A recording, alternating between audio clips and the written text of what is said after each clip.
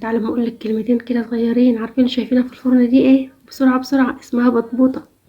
بطبوطة عشان خاطر البطاطا. اللهم صل وسلم وبارك على سيدنا محمد وعلى اله وصحبه وسلم. وانتوا بتتفرجوا عليا كده برحب بكم جدا جدا كل اللي دخلوا القناة.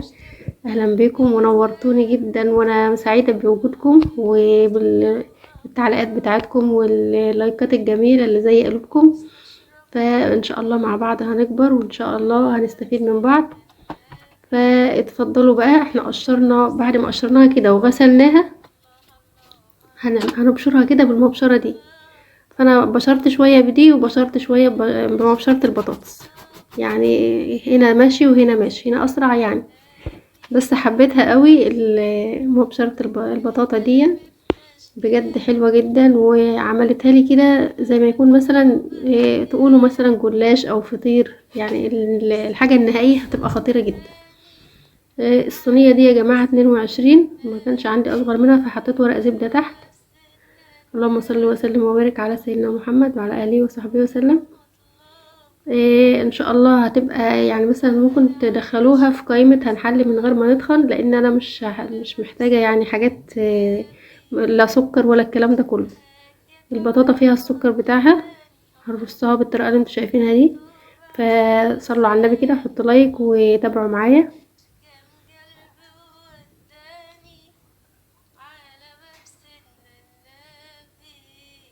لازم الرص يكون بنفس الطريقة، مش خلف خلاف او على حرف زائد، لا هيبقى بنفس الطريقة كده، نفس الاتجاه هنحط بيه. البطاطا بتستوي بوقت صغير جدا ومبتاخدش وقت. محتاجين كوبايتين بس لبن حليب طبعا، وباكت كريم كراميل. هناخد بس البودر اللي فيه. ويا جماعة فيه سكر وفيه الفانيليا بتاعته، فمش محتاجين حاجة تانية يعني.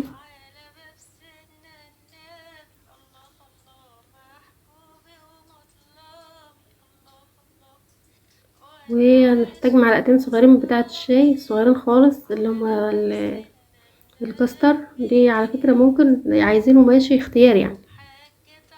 ومعايا معلقة عسل نحل فقط لا غير، ودي اختياري يعني. عايزين تحطوها ماشي، عايزين تحطوا سكر ماشي. انا مشغلاها ان شاء الله يعني ايه، هتبقى اكلة صحية، حالة صحي يعني. هنحطها على النار، مش هتاخد وقت خالص، مجرد بس ما تدي بس فوران كده هنقفل عليها. احناش عايزين نسوي حاجة يعني، بس لازم التقليب اكيد يعني، علشان بس معلقة الكاستر.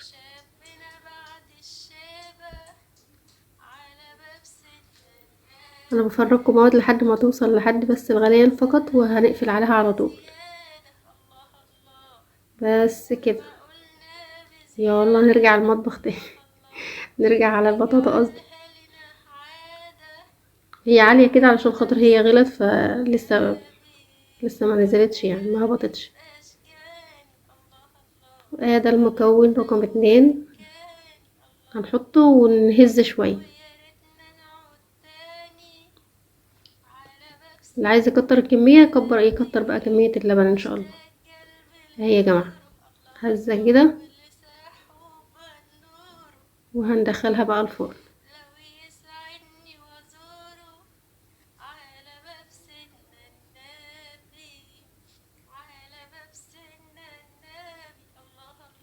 اللهم صل وسلم وبارك على سيدنا محمد وعلى اله وصحبه وسلم. منتظرة ان شاء الله رأيكم كده في الكومنتات. رأيكم بيساعدني جدا جدا، وبيساعدني ان انا اعمل شغل تاني يعني، وتتفرجوا عليه. احنا بقى هنا قدام الفرن. دي كانت المرحلة الاولى. لازم النار تكون هادية جدا. سخنا الفرن وهديناها جدا، اصلا اقل نار ممكن تسويها. هي البطاطا اصلا لو اتشوت بتاخد نار هادية جدا. دي بقى النتيجة بقى واحنا طالعين. لونها خطير جدا. بقول لكم ان رئيسة العمل كانت القطعة بتاعت اللي هي القشرة بتاعت البطاطس او الشيبسي. نتيجة يا جماعة مبهرة، وانا اقول لكم ان انا اول مرة فعلا بجربها، وطالعة خطيرة جدا ومورقة، كأن مثلا بنعمل مثلا صينية جلاش او فطيرة مثلا، لان التورقة بتاعتها خطيرة بجد.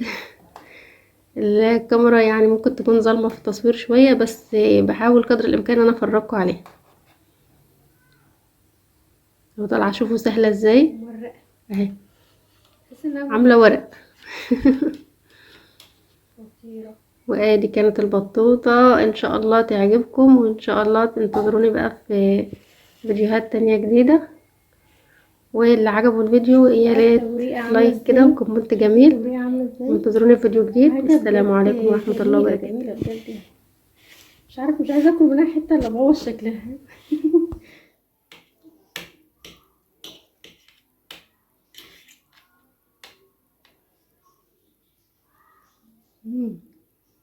خطيرة. شوفوا التوريقة عاملة ازاي، التوريقة عاملة ازاي، عاملة ورق. خطيرة بجد.